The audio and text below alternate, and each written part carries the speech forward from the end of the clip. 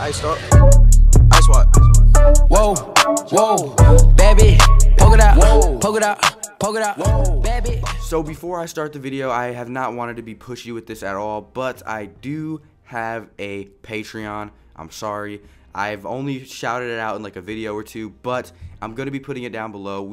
I feel like we've grown a lot as a community since the end of the season. We have become a lot more interactive and we have been talking a lot more. So I thought, what more of a perfect time to, you know, say, hey, help me get some better equipment than putting my Patreon down below in this video. So if you want to help out the channel, go ahead and do so. If you don't, that's fine. No hard feelings. I don't blame you for not wanting to give a random person your money. But with that being said, go ahead and enjoy the video, and I'll see you guys whenever I make another one, because this is recorded at the ending of the first one. Goodbye. What is up, you guys? So today I'm going to be doing a suggestion that I got a couple days ago, and sorry for sounding like I got hit by a car.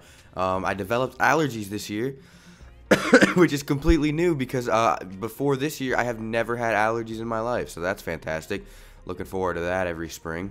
So today I'm going to be talking about 3 reasons why, and 3 reasons why the Saints will not become a dynasty. Now, the term of dynasty can be used in many different ways. In this video, I'm going to be using dynasty as a term for the team that keeps up longevity for being good for this X amount of years. So it's not really about winning Super Bowls or getting championships, making it deep into the playoffs every year for a certain amount of years. Now, the Saints dynasty, I think, already started with, you know, the year before this year when we went and played Minnesota in the divisional round. I think that was the start of everything, and this team has shown a lot of fight and a lot of resilience, and I think that if we play our cards right, we can become one of those teams that is known for being in the playoffs. Now, one of the main reasons, I don't remember who suggested this video. It might have been Mark 4 once again for the millionth time. But someone was like, yo, Gronk just retired. Make a video giving the Saints chances on becoming a new dynasty because the Patriots dynasty is, oh, thank God, finally falling out of place. The Patriots have lost so many players this free agency. We got Malcolm Brown for them, and then they lost all those other dudes. Nobody was wanting to sign with them. Jared Cook passed on them. Cole Beasley passed on them. I think Adam Humphries passed on them. Everybody's saying no to going to New England because everyone hates New England now. So shout out to Gronk. You put the nail in the coffin. Good job retiring. The Patriots are going to be... They're not going to be bad, but they're not going to be Super Bowl winners next year, that's for sure. I don't even think they're going to go there.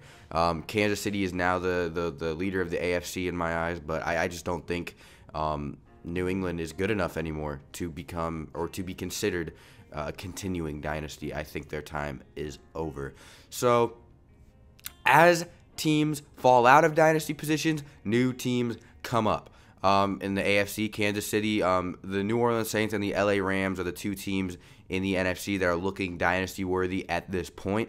I think that the Los Angeles Rams have gotten worse since the season ended by losing a bunch of young players and getting a bunch of old ones. And I also think that in a couple of years, the Los Angeles Rams will not be able to pay all of their star players. They went extremely win now when they didn't need to. So, I mean, they could have just developed Jared Goff and a bunch of young players, but no, they had to go out and sign everybody. I don't think they can keep up with everybody else when it comes to spending money. So now, after I got the whole intro out of the way, talking about dynasties and crap, I'll get into the actual reasons as to why I believe, 1, the Saints can, and 3 reasons why the Saints can, 3 reasons why the Saints cannot.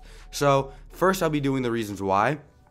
The first reason as to why I think the New Orleans Saints can become a long-lasting dynasty is because of youth. Our team is extremely young. We get looked at as an older team just because Drew Brees is 40. Everybody else is young. Michael Thomas is going into, what, his 3rd, 4th year? Sheldon Rankins is going into his 4th year. We have a lot of extremely young players. Alvin Kamara is going into his 3rd season. Like, guys, these players are not old. Marshawn Lattimore is young. All of the players you hear about are young. The average age of our team is 26.2 years old, which is fantastic. Drew Brees obviously spikes that average by at least a year.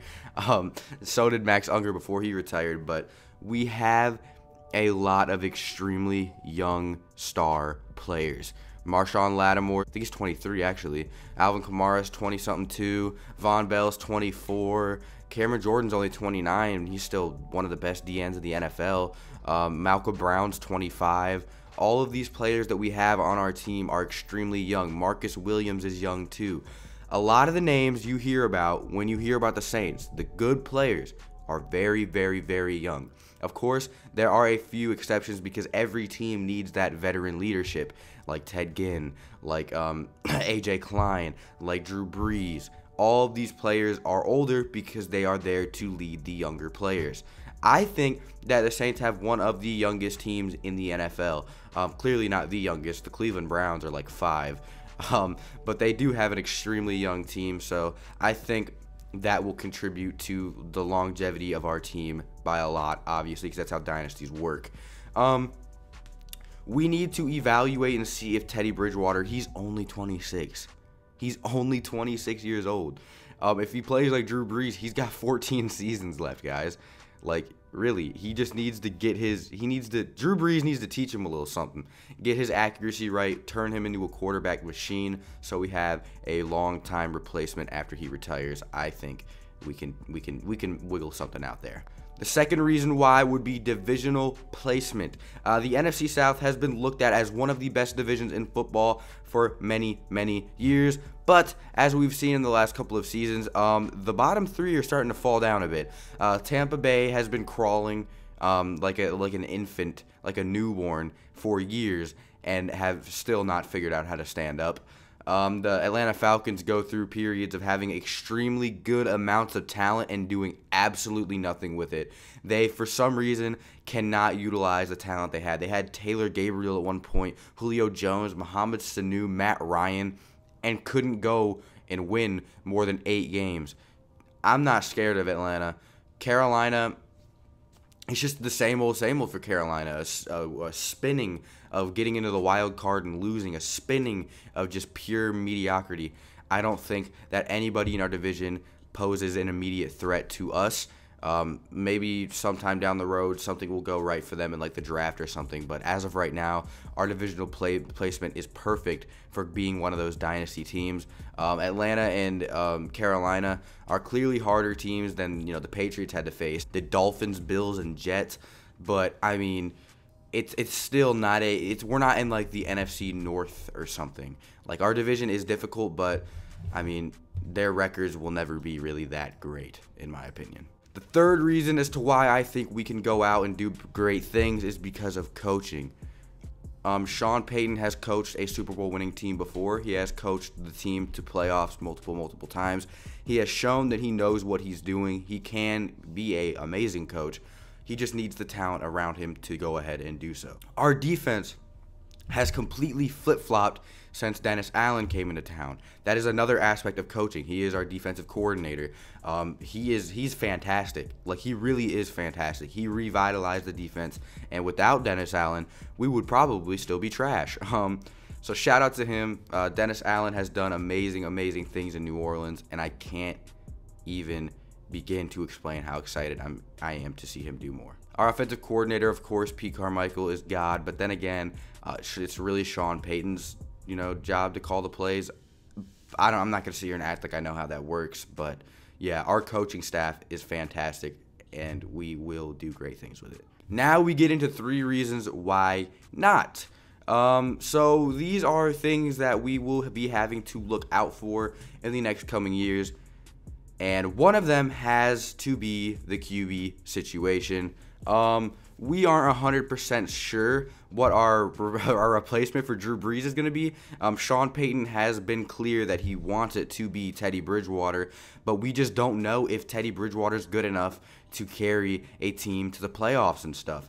Now, I'm not saying he has to carry us because we're not good or anything. No, I'm just saying I don't know if he's good enough to take us to the next level. Do you understand what I'm saying? We just haven't seen enough of Teddy Bridgewater for me to go out and solidify the fact that he's going to take us to the playoffs, that we can make it to the playoffs with him. we just got to see. That's something we have to wait and see. This preseason will definitely give us a bigger look into what Teddy Bridgewater can do. Maybe throw out Taysom Hill a game or two and see if he can produce as we want him to produce. So this preseason is going to be amazing to watch. I'm so excited. It'll give us a huge outlook into our future quarterback position, and I can't say enough how excited I am. But yeah, one of the things stopping us from becoming a long-time dynasty is the fact that we don't have a 100% viable replacement for Drew Brees. Another reason why not are the rise of teams like Kansas City and Los Angeles. The Browns are making moves. There are a lot of teams in the NFL that are doing just fine, that are coming up. When teams come up, that means that's more problem for us.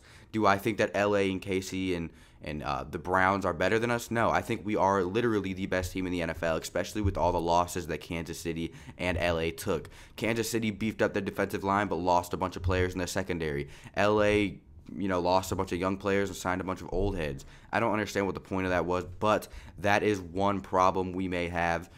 There's going to be a lot more competition than teams like the Patriots had to face when they were dynasties. The Patriots didn't really have to face much, so they just had a kind of walk-in path to the Super Bowl every single year. But we actually have competition, so it's going to be a coin toss. We just got to go out there and compete and do good. I think that we can do it, but I mean, I have to have 3 reasons why not. Number 3 is going to be uncertainty in certain positional groups.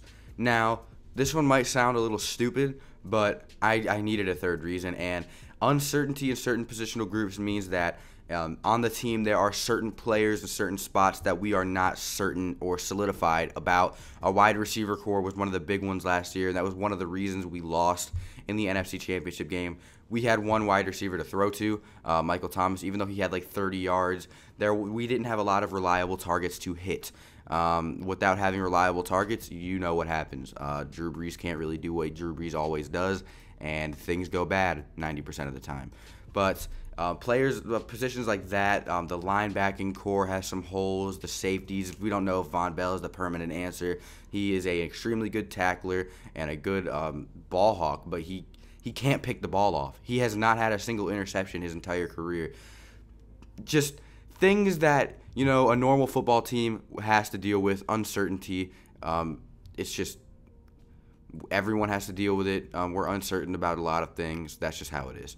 So I want to thank you guys for watching the video. That's really going to be it, and I'm going to hop on out of here. Let me know what you think down below. If you agree, if you don't agree, whatever. Tell me your personal reasons, and we'll talk about it. Thank you guys for watching. I'll see you in the next one. Adios.